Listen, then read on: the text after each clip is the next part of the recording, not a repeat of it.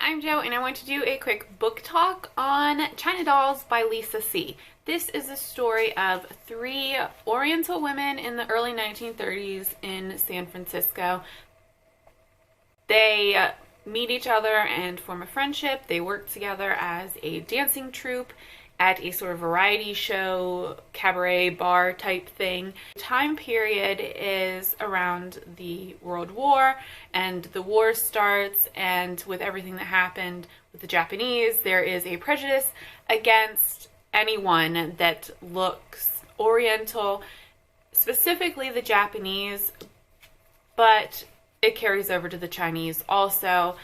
And what these women do to survive, I loved this story. It's mostly about their friendship, but also about the things that happened to them. It reminded me a lot of Jhumpa Lahiri's collection of short stories. I think it was Unaccustomed Earth, and even Cristina Hernandez's book, The Book of Unknown Americans. It's a story about first-generation Americans, and they're trying to bridge the gap between their Chinese heritage. Their parents are Chinese, and even though they were born in America, their parents want them to be American, but they also want them to keep the family traditions and lifestyle, and you can't really do that. You have to sort of be one or the other, and it's these first-generation Americans just had such a rough time of it.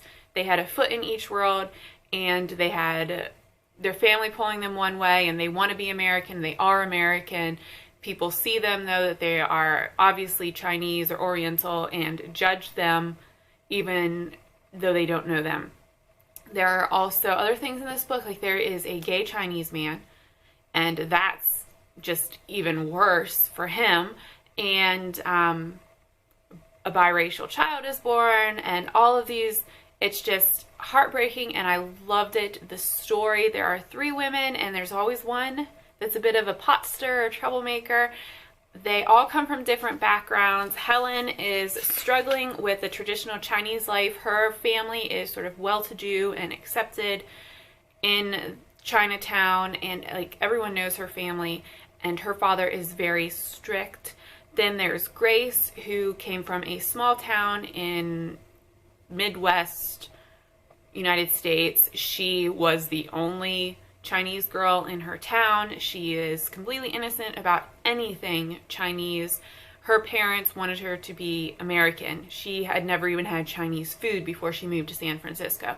And then there's Ruby, who is, turns out, actually a Japanese that is able to pass as Chinese. She wants to pass as Chinese, especially after everything with Japan happens. And it's just these three girls. They are struggling with their identities and not fitting in. And I want to read a couple things really quick. This is talking about the baby that is born to one of the women. She tightened her arms around the baby, and he greedily took her breast. She appeared content, at peace in a strange way. But when I looked ahead at Tommy's future, I couldn't imagine how he, as a half-and-half child, would be treated in Chinatown, outside Chinatown, or any place he went. It would have to be far worse than what I'd experienced in Plain City. I saw that each of us, and now Tommy too, was cursed, not in the Chinese manner of bad faith or inauspicious density, but in the very Western way of being weighed down by the blood that ran in our veins, the secrets we kept, and the lies we told, and the things that we, with our American know-how, had the greatest capacity to deny to ourselves and others.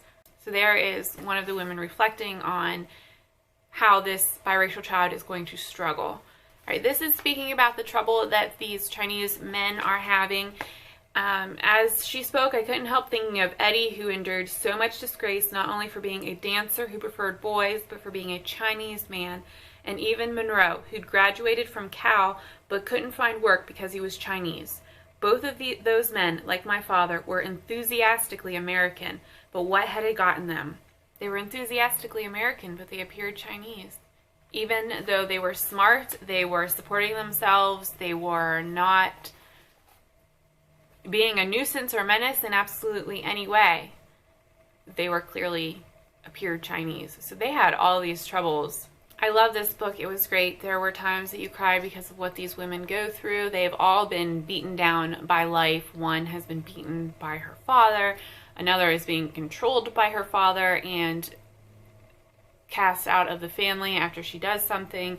And then the other is just basically being cast out of society completely. She has no way to go back to her family and what they do to survive. It's a great book. If you like first generation American stories or immigration stories, if you like the era of the 1930s, World War II type stories, this is a great book.